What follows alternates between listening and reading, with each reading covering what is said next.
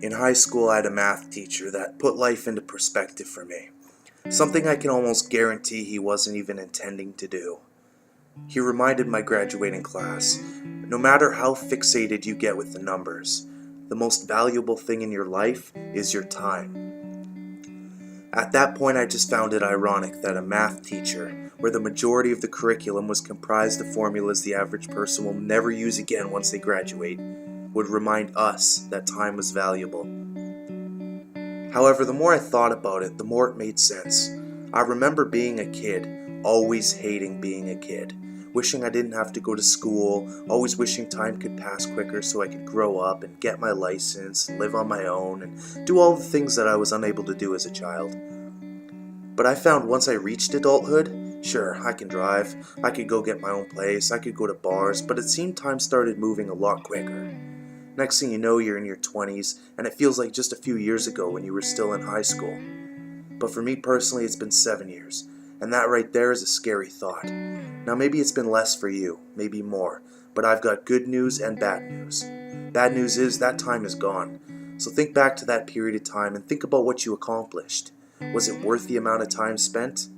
If it wasn't, that's where the good news comes in. You're not dead yet. It sounds like I'm being a smartass, but I'm really not. Everybody knows how much time they've lived, but nobody knows how much time they have left. Don't let life shortchange you. Don't allow what could very well be the last days, months, and years of your life be wasted by sitting at home scrolling through Instagram, looking at what everybody else is doing instead of doing something yourself. Some days it feels like the best thing for you is to relax, and that's fine. But if every day is like that, what are you resting from? What's got you so tired that you're willing to use up what could be your last day alive? You could spend your days living vicariously through your friends and celebrities, or you can join them. See, time has a subjective value. If we let others appraise our time, we'll never get from it what we should. But we're in charge of our life. We're in charge of our time. If I asked you how much your life is worth, you'd tell me it's priceless.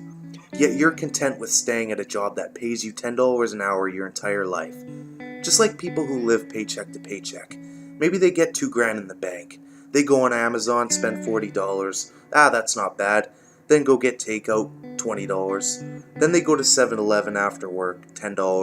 Takeout again, too lazy to get groceries. Oh, but Best Buy has a sale going on. Next thing you know, your money's gone and you have no idea how it happened. Because all we see are the small increments and assume it's nothing. But it adds up, and we never understand the impact of that until everything we have is gone. And that's no knock on people working for minimum wage. How else do you get work experience than to start at the bottom? Or maybe it's just for supplemental income to help your spouse. But the point is, life will treat you as cheaply as you allow it to. I'm here, some guy you don't even know, telling you that your life is worth more than you're accepting for it. And if I think that, you better know that, and live each day with that in mind. Your time is what gives you everything. Your career, your vacation, your significant other, your kids, your house, your car, and the list goes on. Or your time can give you nothing.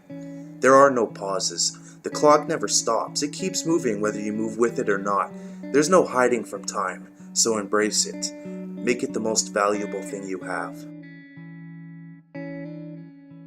But that's it for the video, guys. Hope you enjoyed this one, and if you did, don't forget to subscribe for the best in weekly motivation. And as always, thanks for watching, and I'll see you in the next video.